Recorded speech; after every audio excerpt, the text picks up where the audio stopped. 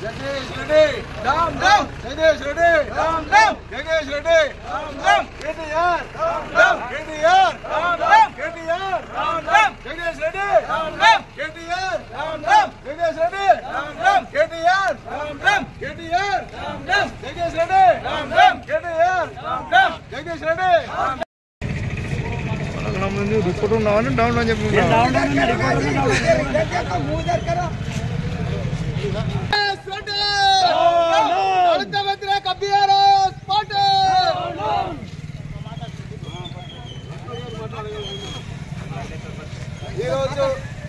శాసనసభ అగౌరవంగా మాట్లాడుతూ కించపరిచిన TRS party మరియు మాజీ మంత్రులు జగదీష్ రెడ్డి గారి ఈ నిరసన కార్యక్రమానికి వచ్చేటువంటి పెద్దలందరికీ ధన్యవాదాలు తెలియజేస్తున్నాను. అయితే ఈ బీఆర్ఎస్ పార్టీకి దళితుల పట్ల మర్యాద లేదు, గౌరవం లేదు, కించపరిచే విధంగా మాట్లాడుతున్నారు.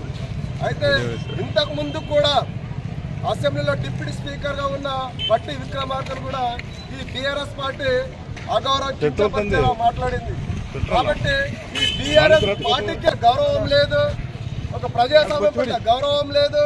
కాబట్టి బీఆర్ఎస్ పార్టీ పదే పదే ఖచ్చితంగా దళితులకు, బీసీలకు, ఎస్టీలకు కించపరిచే విధంగా అగౌరవంగా మాట్లాడే విధంగా, కాబట్టి ప్రత్యేకంగా ఈ బీఆర్ఎస్ పార్టీ అనేది దళితులకు వ్యతిరేక పార్టీ అని చెప్పేసి మేము తెలియజేస్తున్నాము.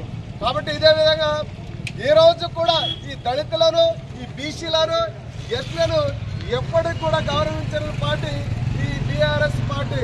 కావున ఈ జగదీష్ రెడ్డిని మొన్న అసెంబ్లీలో ఈ దళిత స్పీకర్ మన గడ్డం ప్రసాద్ గారికి ఏకవచనంతో మాట్లాడుతూ కించపరిచే విధంగా మాట్లాడినారు. కాబట్టి ఆయనను సస్పెండ్ చేస్తే నిన్న బీఆర్ఎస్ పార్టీ ధర్నాలు రస్తారోకో చేస్తుంది.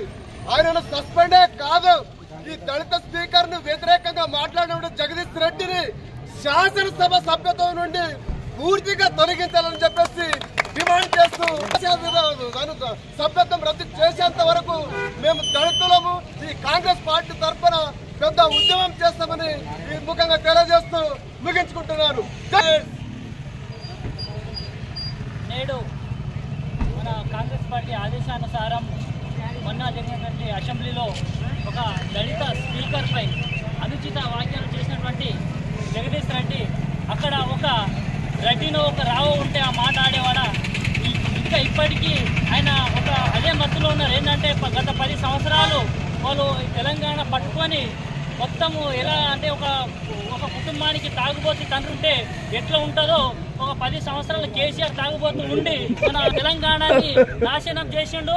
అదే విధంగా అధికారంలో ఉండి కూడా ఈనాటి కూడా ప్రతిపక్షం ప్రజలు బుద్ధి చెప్పినప్పటికీ ప్రతిపక్షం ఉన్నదని కూడా మర్చిపోయి ఒక దళిత స్పీకర్ పైన ఇక అనుచిత ఇంత అవమానం ఇంకా ఏదైనా ఉంటుందా? ఆయనకు మన మిత్రులు మన లక్ష్మణ్ సార్ అన్న చెప్పినట్టు ఒక శాసన సభ ఏదైతే ఉందో సభ్యత్వమే తీసేయాలని మనం చెప్తూ ఉన్నాము. అదేవిధంగా ఇప్పుడు గత 10 సంవత్సరాల్లో ఏం చేశారని ఒక 6 నెలలు కూడా కాలేదు. మన 6 గ్యారెంటీల గురించి అడుగుతారు. 6 గ్యారెంటీలు ఏం కాలేదప్ప. కరెంట్ ఫ్రీ వస్తుంది, మళ్ళీ మనకి సిలిండర్ బుద్ధి వస్తుంది, 2 లక్షల వరకు రేట్ మాఫీ అయినది.